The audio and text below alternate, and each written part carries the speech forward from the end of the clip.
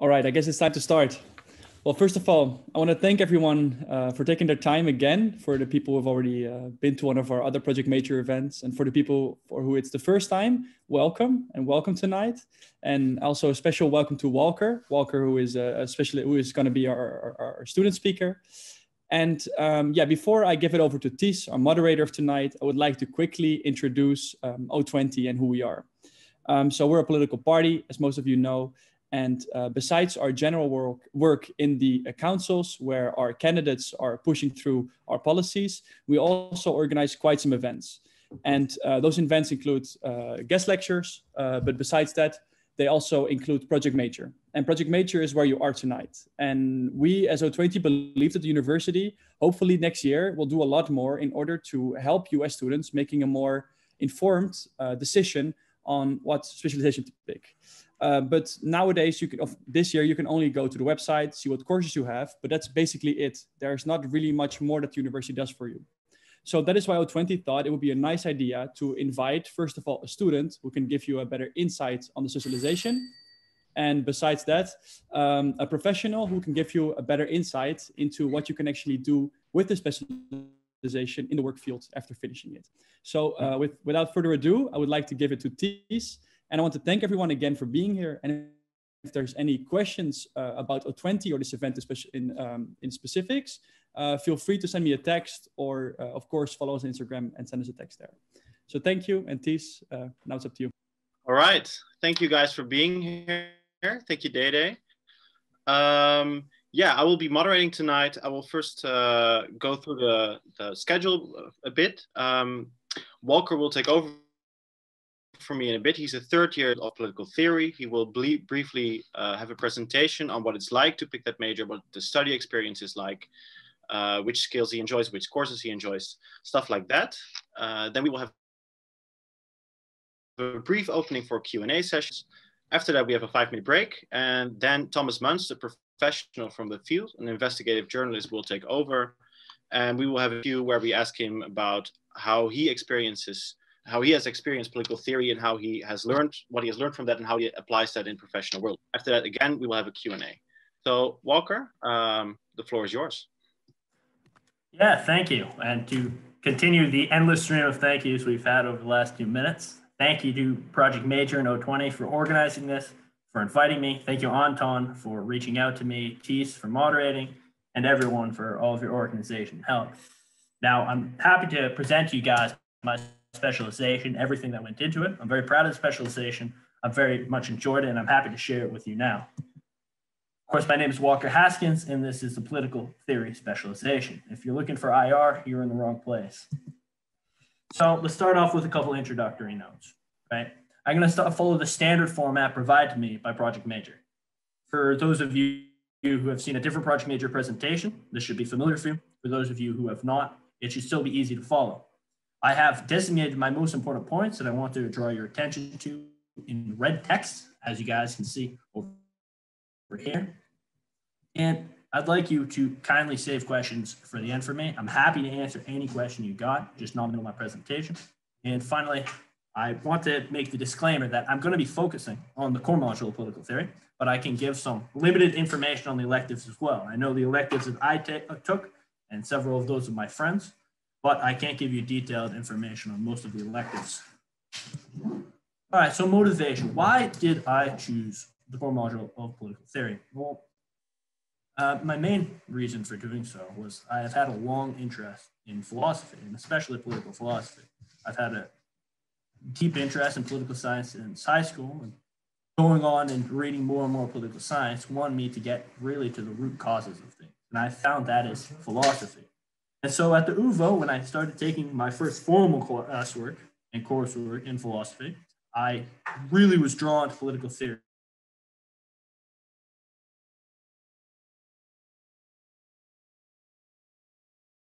I wanted a systematic foundation. So I love studying empirical political phenomena just as much as the next guy, just as much as most of you guys do. But the way I look at it, I want a system to go and be underneath all my analyses. I want it to work out. I want it to make sense. I want everything to have a foundation that works. And I really believe philosophy and political theory is what provides that. It's what gives your political analysis and your understanding of all sorts of politics its meat. I also chose it, and I think many of you might be in the same boat, because you really enjoyed and did well in HISPO, History of Political Thought. So I did very well on the exam. I really enjoyed the course. I said, you know what, I want to keep doing this. Beyond that, there's just a general allure of political theory in the abstract that I just personally find interesting. I know that's how one of my classmates put it. That's the type of people you might be with if you take this course. So moving on to courses and assessment. The way that political theory is graded, it is a very essay-heavy course. As you can see, the 2 essays make up 75% of your grade. And these are pretty open papers. You can choose nearly any topic with the exception of the midterm paper, in which you have to write on a topic of one of the readings that is provided to you. But that is a wide range of readings, many of them 15 pages. There's a great range of stuff you can write on. At the end of term paper, you can write on anything. And these don't even have to be normative papers. You can also write something on empirical political theory, write something historical. Just your mind comes to it. Johan and Afsun will be happy for you to do it. Secondarily, there's also going to be a news story presentation with a 500-word critical analysis. What this is, it's a more practical application of what you've learned in political theory. You just choose one day to present. You take something from the news, and you just analyze it using these political theory concepts that you've been learning. And finally, of course, class participation. That's self-explanatory, and Johan and Afsun are pretty generous with the class participation. Just speak every once in a while. You make your effort, even if you don't always talk. They're going to give you a good grade. So the impact of the specialization, right? I thought to describe this, I was struggling over it when I was coming up with my presentation. And I realized the best way to put it is in the professor's own words, straight out of the horse's mouth, so to speak. So Johan Osloon writes on the political theory website that in the political theory specialization track, you will receive a thorough and challenging introduction to the most important social and political ideas and thinkers of today. You'll be taught by a group of internationally leading researchers working on a range of themes: gender and diversity, capitalism, socialism and democracy, human rights, the ethics of war, global justice, and the history of political thought. So I want to highlight 2 or 3 things about this. First is that this is an introductory course. I don't want anybody to shy away from the core module of political theory because, like, you know, I didn't study in philosophy in high school. You know, I've only read a little bit of, you know, Hobbes or whatever. It doesn't matter. This is a course that will introduce you, but it's also not so basic that someone who's been reading on philosophy since the beginning of high school or even earlier won't get a lot out of it. It is challenging as well.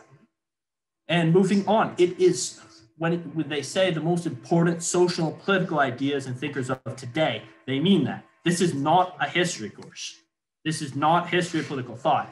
This is you taking those ideas, or rather the thinkers taking these ideas, looking at how they use those ideas today to make arguments about animal rights, mass surveillance, international wars, and all sorts of things. And the final thing about the specialization is it's almost like an anthology, right? You spend each class addressing a theme. One theme I remember was what is justice? Another one is what is animal rights? What is diversity? What is difference? And you basically touch on the whole gamut of political theory concepts. It's like a taste or an appetizer course. So for those of you who are looking a bit further down the line and already thinking about your thesis, political theory does provide you a very solid basis for that. I think it most directly translates to you doing a political theory thesis, like I'm doing in the course Democratic Theory with Paul Reichstad. But it will also help those who want to do an empirical thesis substantially. And that's because it gives you a strong ability to form and argue for a theoretical framework. And for those of you who have done some empirical research, I know some of you guys are in the process of that, a theoretical framework can make or break your empirical thesis. And PT will prepare you for that in a way, for example, that IR will not, for all of the knowledge IR gives you.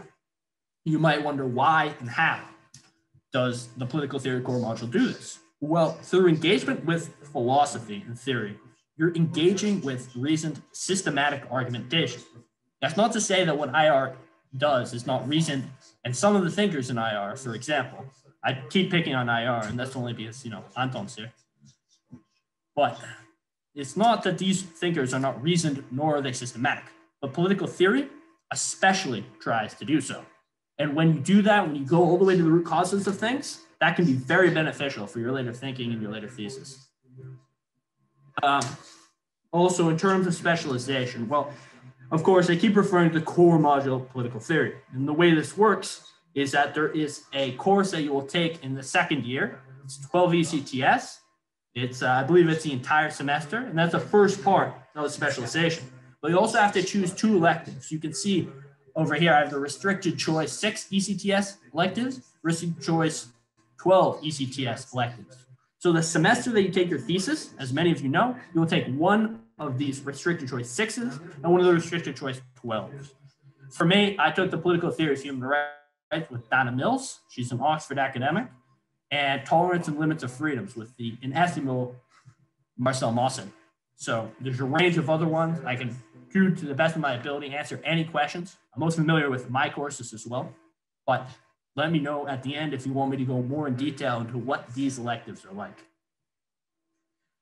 I was also asked to talk to you guys about unexpected encounters or what was a surprise in the course. I think the central one was a happy intellectual accident when I came across the thinker of Ruth Grant. Now, Ruth Grant isn't really usually in my sphere of interest, but by taking this course, I was exposed to a thinker that is Ruth Grant, who radically changed my view and my way of thinking. One of the good things about courses is it's taking all of the knowledge of another person, who your professor, whose knowledge is much greater than you, and they expose you to the works that they think will help you the most. Inevitably in that, you may come across somebody that you never have heard of before, but it's very good for you. And that's what it was with Ruth Grant for me, who radically changed my thinking on how political theory and political science work and how they're interrelated and how I can use any of them. It even changed my thinking on my own self-education going on beyond university. I was also really surprised about some of the topics that we addressed because they're so far afield of what we've talked about at the UVA in political science before. You touch on a whole range of themes, given that each class has its own theme. So we got to discuss things such as animal rights and whether giraffes and dogs should have citizenship, whether we should give voting rights to dolphins. Also the philosophy of mass surveillance and the philosophy of pornography. So you go into a whole bunch of topics that are quite surprising, but then you realize that there are arguments to be made in many topics, and it gives you a whole new respect for a great deal of things. Speaking of respect, I was deeply surprised about how brilliant Johan Nafsun are. Johan, for example, has impeccable academic credentials. I would say that if there is a school that's good for philosophy, he's been there. Oxford, Harvard, you name it, Yale. Afsun is a leading scholar in the field of international justice. Nonetheless, both of them are really relaxed. Normally, every year, they take people out for a beer. That probably won't happen. It didn't happen in my year because of Corona. It might not happen this year, I assume. But hopefully, when you guys are in there, they'll be doing that. Very relaxed, very enjoyable, but nonetheless brilliant. And finally, I was very surprised about how high level the student debate was. You're surrounded by people who really have an interest in political theory, as it is the smallest of the specializations. And many of these people are very smart people who bring diverse perspectives that are really enjoyable to debate with and to get their ideas and their viewpoints and how they contrast with your own. That was a great surprise for me as well. So you might say, all right, that's all well and good, but this Walker guy who's speaking, he seems like some weird philosophical guy. How's this going to even help me in life? Like, sure, maybe I know about whether dolphins should get citizenship, but why would any employer care? Well, here's what you actually get from the specialization that's going to help you in the future beyond the mere joy of learning. First of all, you get a lot more into normative and philosophical essay writing. You vastly increase your skills with that. And you might ask, all right, that's cool, but why should I care? Well, here's the thing. When you're doing normative or philosophical essay, you're coming up with a systematic and reasoned argument that's anticipating objections, that's coming up with solid reasons without holes, and you try to be as convincing as possible. Many employers will value a person who can write a persuasive argument Anybody who, for example, is writing a grant to get money, anyone who's trying to convince another person to enter into a business contract, anyone who's trying to work in the political field, if you can make a solid argument, a solid persuasive argument in your writing, you're set up for a whole range of careers. And that's backed up by a recent statistic that says 72% of American employers, for instance, wish that universities place more emphasis on argument and writing. So this is one specialization that will help you with that and build your skills in that domain. Beyond that, you do get a broad survey of modern political theory. And for me, that was just very interesting. You're exposed to a whole range of things, but it's also very good because you're addressing a lot of questions that may help you as you make your decisions in elections, as you analyze things, as you go on to future political careers. All of these things will help you analyze them, understand them, and critique them at levels deeper, perhaps, than those who are taking a different specialization. Next, of course, because of the great amount of debate and the argumentation that you're going to be doing, both in verbal and in written form throughout the entirety of the core module, you're going to have much better debating skills. You're going to have to learn when in class and debating how to think on your feet, how to formulate your arguments, how to make a persuasive argument, how to listen to the other person and try and figure out exactly what they're saying, whether it's right, and then coming back with your response. And of course, that's also very useful in the business world. For instance, if you're in the corporate boardroom, that's often exactly what's happening. Political theory is a great, is an especially good course for that because of how much smaller it is. There's only 2 classes. There's no lectures. You're just in tutorials with other people the entire time. And if you haven't liked your tutorials before, well, that's fair enough, but these are somewhat different.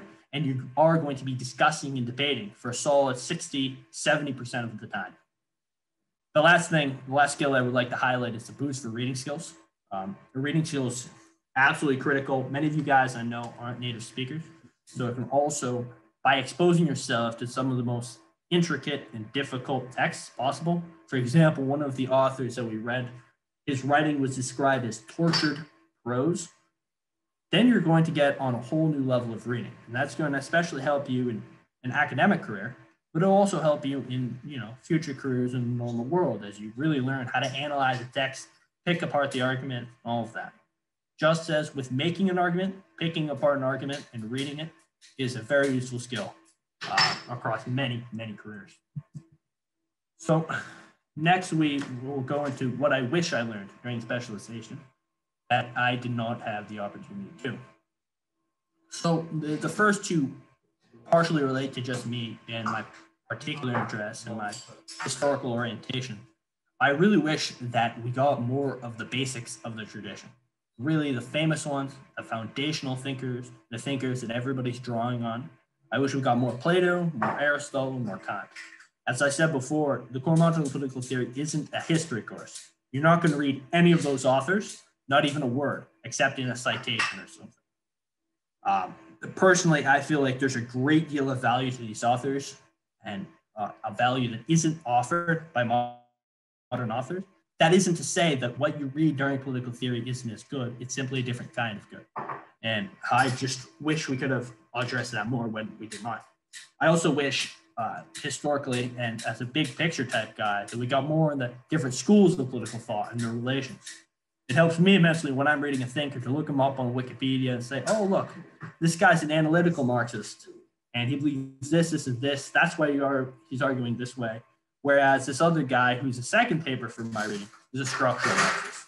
So I wish I learned a great deal about those categories and all of that as part of the course when I didn't have the opportunity. I also wish that we had even more instruction on how to write and argue philosophically.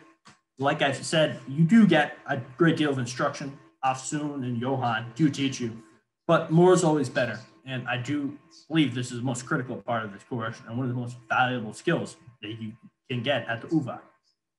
And finally, I would have enjoyed reading philosophers that have more varied political opinions. You mainly read the philosophers that are in line with the research interests of Afsun and Johan, which has its advantages. They have immense expertise on these authors. Many of the times I remember Johan in particular would be able to read without, read it out of his head, just extemporaneously, quote the entire thing without looking at a paper. But I would have enjoyed having some thinkers that were really on different parts of the political spectrum. That's not to say that you read everybody in the same part of the political spectrum, but there's a preponderance to one side. Oops. I was also asked to talk about the personal traits and characteristics of. I'm going to answer the questions at the end. Thanks, Prajwal. I hope I'm saying that right. I was also asked to talk about the personal traits and characteristics. And I think there's really only two. And when I say both of these, I don't want to discourage anyone from doing political theory. I think all of you guys are capable, all right? The first thing I'm going to say is that you need a curiosity. Many of these texts that you read are quite long. Many of them are quite difficult. And they're not going to be, for people who aren't interested, I don't know how interesting they're going to be. Some of them are immediately interesting, like the text arguing that, in fact, dolphins should be able to vote. I hope that stays on for you guys, because otherwise you're going to think I'm crazy. And so I think a certain curiosity in really pursuing these questions and doing all of that is necessary. The other thing I think is necessary is generosity. And I don't mean to me while leaving a tip at the end of this presentation. Rather, I mean intellectual generosity. And that is, you're going to get the most out of the course. When you're reading the thinkers, you try and give them as much a leeway and as much credibility as you can. You might out of the bat disagree with Philip Petit and his idea of non-domination, or you might disagree with Timlicka about dolphins. But nonetheless, you're going to not get very much out of the course unless you're trying to give them the benefit of the doubt, unless you're willing to actually listen to these people and allow yourself to be convinced. That's what I mean by generosity, and that is a quality that will really help you in political theory, really help you get the most that you possibly can out of this course. And I believe this is the last slide. The question is, so now drawing towards the end of my program, what's my future outlook looking like after I've done this, political theory specialization? Well, I have to say I'm well set for different master's programs, both specifically in political theory, as well as in political science more generally, and in adjacent disciplines like intellectual history. And just in general, I've been talking with schools and being taken seriously by a school in London, the Higher School of Economics in Moscow.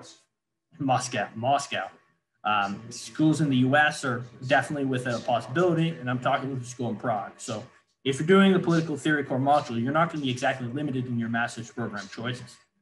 I would also say that I'm competitive for different internships in different political arenas. Think tanks, institutes, law firms, all of that. You're going to be in a solid position to do that. A lot of places are very happy to hire political theory, political philosophy grad. Even I've heard stories of finance companies hiring well-set philosophy grads that have done very well, even if they haven't taken a finance course in their life, because they respect the critical thinking and argumentation skills they're in. And finally, just talking about those critical thinking, improved arguing skills, those improved reading skills, I have gotten all of those from this course. Not solely from this course, but this course has helped me down that path, and I credit it with a great deal of thanks. So just for my final closing advice, I recommend all of you to realize this isn't a knowledge course. This isn't, for example, like when you guys took PPG, when you guys took IPOL. Those were courses in which you're dealt a whole bunch of information, told to remember it, and put it back out. You don't have an exam on this at all. That means that when you read, you should read the text closely to get a real benefit, right? Whenever you find a text that's interesting to you, I really, really encourage you to take a whole bunch of notes and asides to write down what comes up in your mind, like, oh, this seems pretty similar to that text, and that doesn't flesh well with this idea. That's where you're going to get the real benefit from.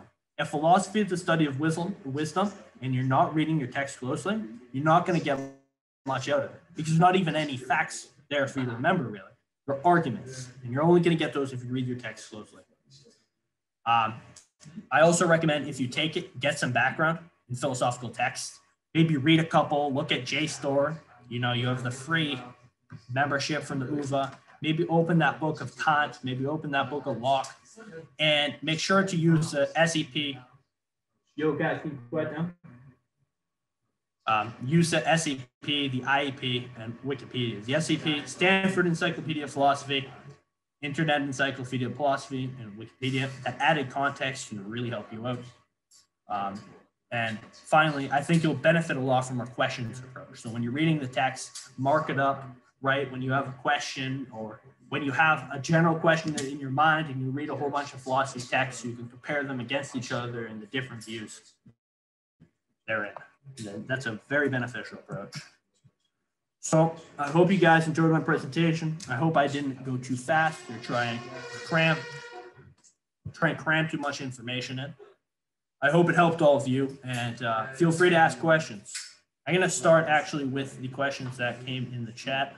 Yeah, if I can briefly chime in there. If you have a question, you can either put it in the chat or raise your hand. We have a 10-minute window, a little bit more.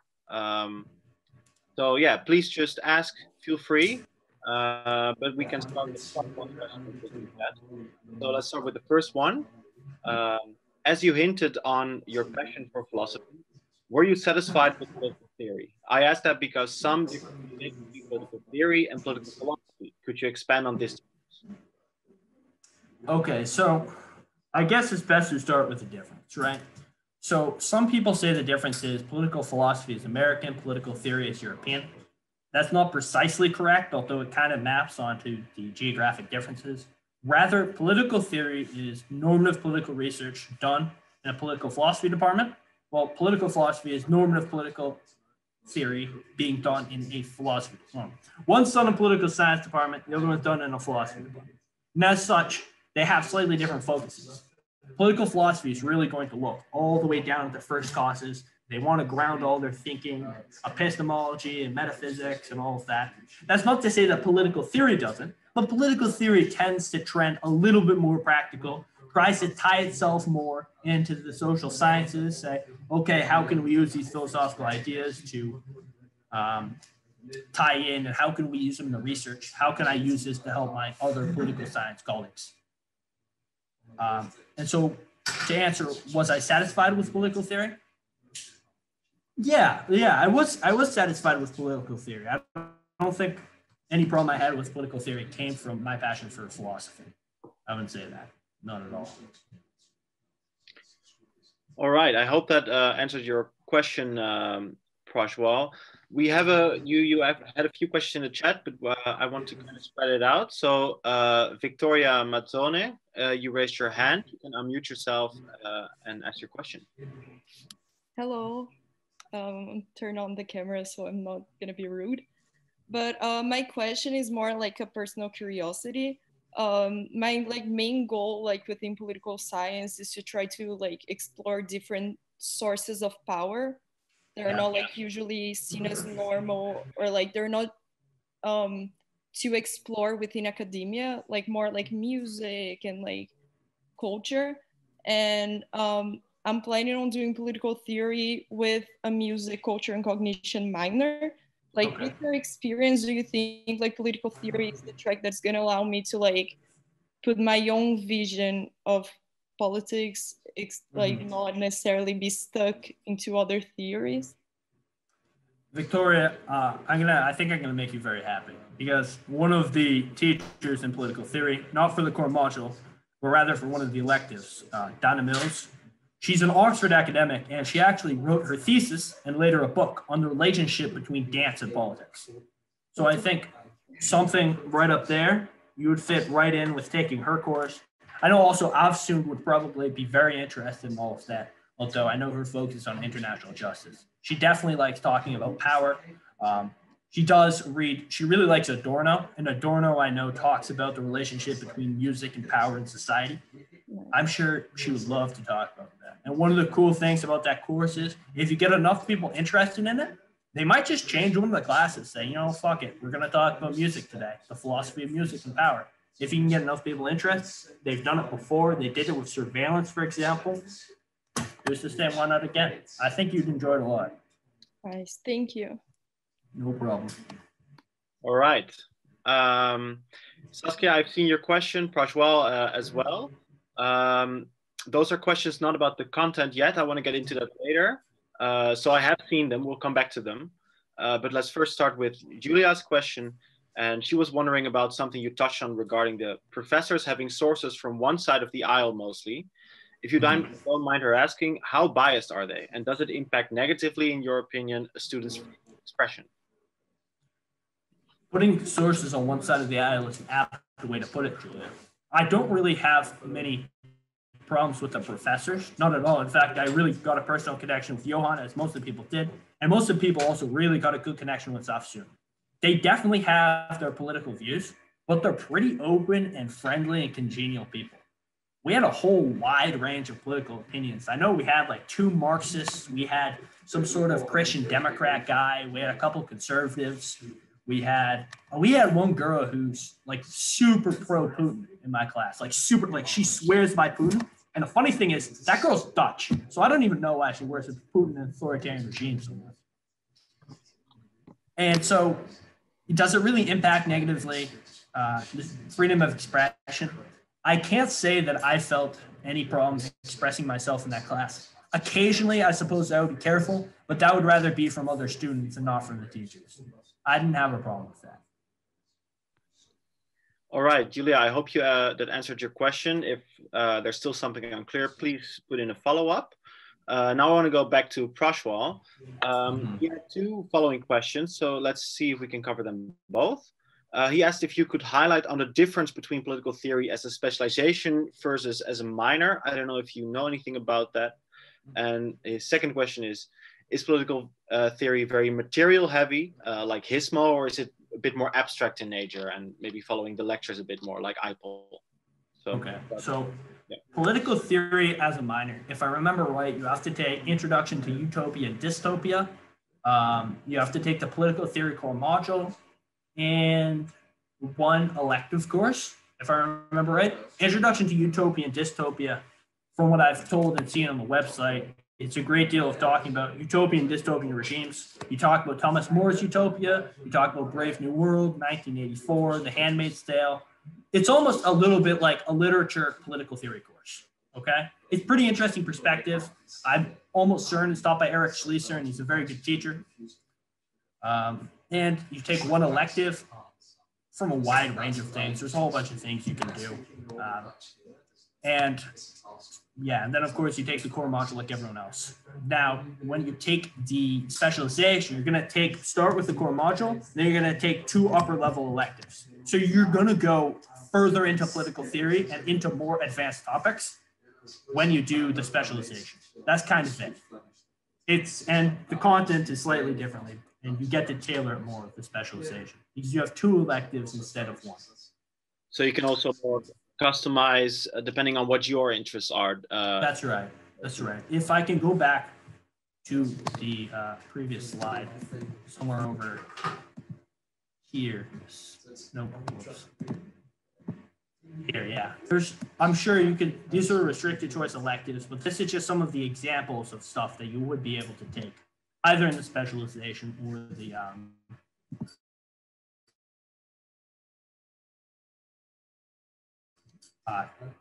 green economy, political theory and economic institutions. There's a deep dive in Alexandre de Tocqueville, politics and practice. I believe this year there's also a religion and politics course that I've heard a lot about that a lot of people like. So there's that too. All right. As to the question number 3, though, I'm sorry, Prajwal, you're probably going to have to let me know what you mean by material heavy versus abstract, because I don't get what you mean.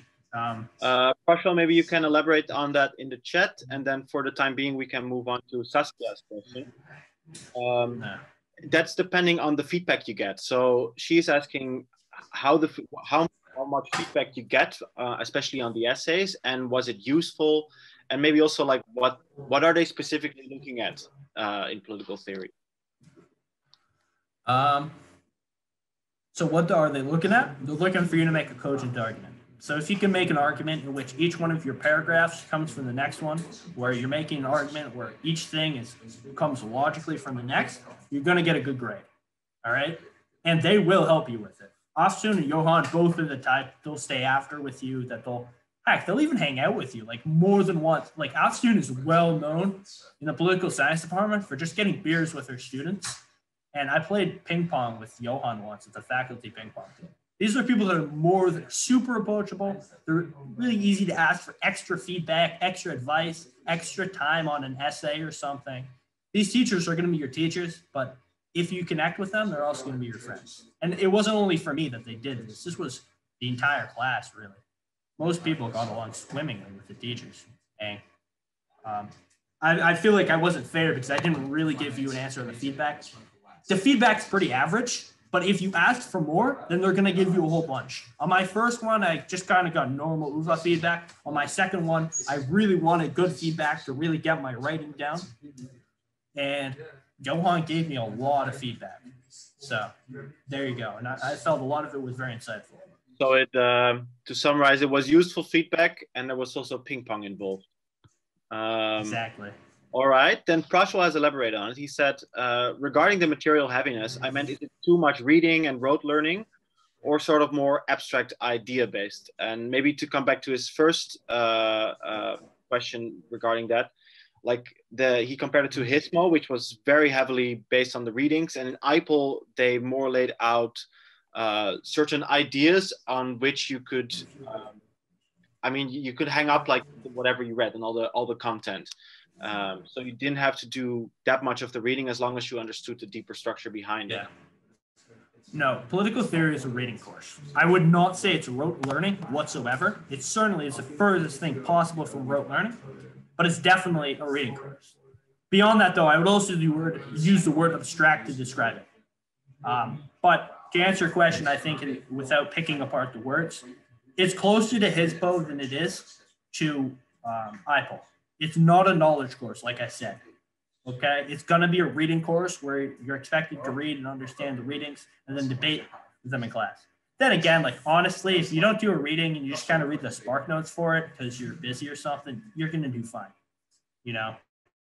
And Johan or us soon can be pretty relaxed about it. You say like, listen, like I had work. I didn't have a chance to do the readings. They're people, you know? They get to know you with those wicked small classes. All right. We're nearing the end of the Q&A session. So I want to thank everybody for the questions. I want to thank you, Walker, for taking the time to answer. I'd like to throw out for everybody, I'm going to put in the chat my email address. If anybody wants to ask more questions that you think of later or that you get during the course, feel free to email me over here. That's this. There you go. Don't be shy. Should you lose the email address or come up with something later, and even if you now think you don't have a question, that's fine. Just send us a message on Instagram or through our email to O20, and we will make sure it ends up at Walker's. All right. Then we're going to take a brief 5-minute break. We will reconvene at 6:15. And then we will start with the professional speaker and see how all these skills and experiences that Walker laid out translate into the professional world. So see you in 5 minutes.